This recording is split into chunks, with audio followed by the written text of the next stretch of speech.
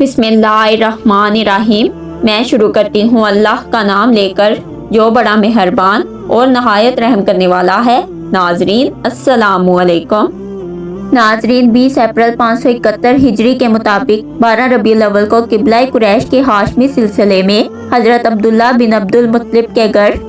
Be be Fatima کے بطن مبارک سے نوع انسانی کا اکمل ترین دائرہ نبوت کا مرکز، آسمان ہدایت کا آفتاب، کمالات بشرا کا منتہا، عالم ارواح سے عالم اجسام میں اور عالم غیب سے عالم شہادت میں رونق افروز ہوا۔ کتنا مبارک تھا وہ دن اور کیسا رحمتوں اور سعادتوں سے بھرپور تھا وہ وقت جب خالق کائنات نے زمین و آسمان اور اس میں رہنے والی محلوقات انتظار کی گھڑیاں ختم کر کے ان کے مقصود و مراد کو ان کے سامنے لا رکھا اور ان کی آنکھوں کو سکون اور مضطرب دلوں کو قرار نصیب فرمایا کہ محمد مصطفیٰ صلی اللہ علیہ وآلہ وسلم دنیا میں تشریف لائے۔ ناظرین، کائنات کی خوش نصیبی کا ظہور اسی سال ہوا تھا جس سال حبشہ اور یمن کے ایک بدقسمت عیسائی بادشاہ ابرہہ ابن الاشرم نے 60,000 فوج سے اپنے ساتھ بڑے بڑے قومی ہاتھی لے کر خانہ کعبہ کو ڈھانے اور نیست و نبود کرنے کے لیے مکہ معظمہ پر حملہ کیا تھا۔ عرب میں یہ سال عام الفیل کے نام سے مشہور ہو گیا اور ایک عرصے تک وہ اس سال کو تریحوں کے استعمال میں آغاز سنہ بنائے رہے۔ اس دور میں فارس کے بادشاہ کسریٰ کا طوطی بول رہا تھا، مگر کچھ پیشن گوئی کرنے والوں نے کہا تھا کہ دنیا میں کوئی اہم ترین واقعہ پیش آنے والا ہے جس سے اس کی حکومت میں تزلزل آئے گا۔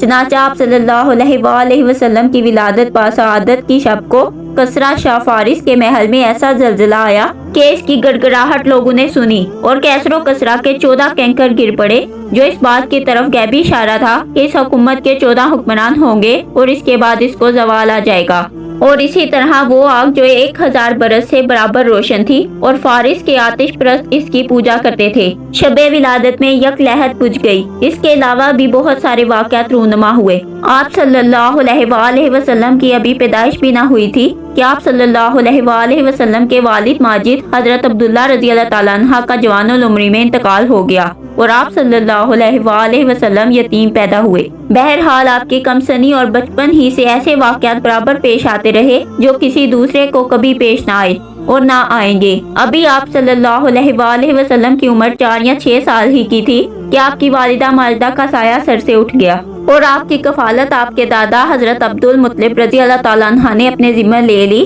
اور بڑی محنت سے اپنے جگر گوشے حضرت عبداللہ کی اس نشانی کو اپنی آنکھوں کا تارا بنایا۔ ناظرین، حضور پاک صلی اللہ علیہ وآلہ وسلم کی عمر شریف ابھی 8 سال 2 ماہ 10 روز ہونے پائی تھی کہ حضرت عبد المطلب رضی اللہ تعالیٰ عنہ بھی اس دنیا سے رخصت ہوئے۔ اب یہ سرپرستی اور تربیت حضرت ابو طالب رضی اللہ تعالیٰ عنہ کو نصیب ہوئی۔ آپ کے چچا حضرت ابو طالب رضی اللہ تعالیٰ عنہ نے ایک مرتبہ شام کا سفر کیا تو اپنے ساتھ فہر کائنات کو بھی لے گئے۔ راستے میں ایک عیسائی عالم بحیرہ راہب نے آپ کے ساتھ پیش آنے والے غیر معمولی واقعات کو دیکھ کر کہا کہ یہی پروردگار عالم کے وہ رسول ہیں جو دنیا جہاں کے لیے رحمت بن کر مبعوث ہوں گے۔ بحیرہ نے مشورہ دیا کہ تم ان کو ملک شام نہ لے جاؤ ورنہ ان کی علامتیں دیکھ کر جلن کے مارے یہودی ان کو قتل کر دیں گے۔ حضرت ابو طالب رضی اللہ تعالیٰ عنہ نے مشورہ قبول کیا اور آپ صلی اللہ علیہ وآلہ وسلم کو ساتھ لے کر مکہ معظمہ لوٹ آئے۔ جب آپ صلی اللہ علیہ وآلہ وسلم کی عمر تقریباً 24-25 سال کی ہو گئی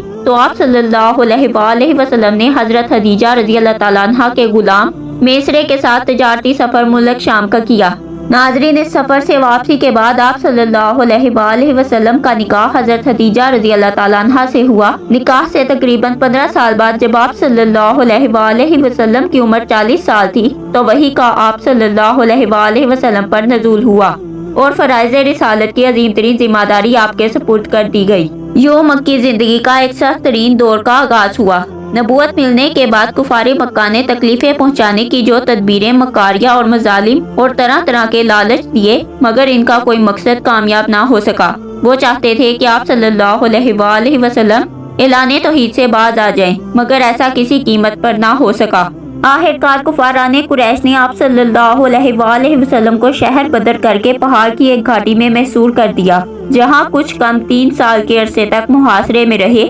جسے شعیب ابی طالب کہا جاتا ہے، اور بلاخر ایک موضع کے نتیجے میں قریش کا وہ ظالمانہ معاہدہ ختم ہوا۔ اس وقت آپ صلی اللہ علیہ وآلہ وسلم کی عمر 49 سال کی تھی جب وہاں سے شہر آ گئے تو 8 ماہ 21 روز بعد آپ صلی اللہ علیہ وآلہ وسلم کے دنیا میں سب سے بڑے پشت پناہ حضرت ابو طالب رضی اللہ تعالیٰ عنہ کا بھی انتقال ہو گیا، اور اس دلگزار واقعہ کے 3 دن بعد آپ صلی اللہ علیہ وآلہ وسلم کی غمگسار جانثار رفیق حیات حضرت خدیجہ رضی اللہ تعالیٰ عنہ نے راہ آخرت اختیار کی۔ ناظرین، آپ صلی اللہ علیہ وآلہ وسلم کی حیات طیبہ میں یہ سال غموں کا پہاڑ بن کر آیا، اس لیے یہ سال عام الحزن کہلایا گیا۔ دوستو، جو کچھ قرآن میں ہے وہی کچھ حضور کی حیات مبارکہ میں ہمیں مل جاتا ہے۔ زندگی کا بڑے سے بڑا مسئلہ اور ان مسائل کا سامنا ہمیں حضور پاک صلی اللہ علیہ وآلہ وسلم کی سیرت طیبہ میں سب کچھ آسانی کے ساتھ مل جاتا ہے۔ ہم یہ کہہ سکتے ہیں کہ حضور پاک کی زندگی کے 10 سال ہی نہیں بلکہ آپ صلی اللہ علیہ وآلہ وسلم کی 63 سالہ زندگی تمام امت مسلمہ کے لیے راہ نجات ہے۔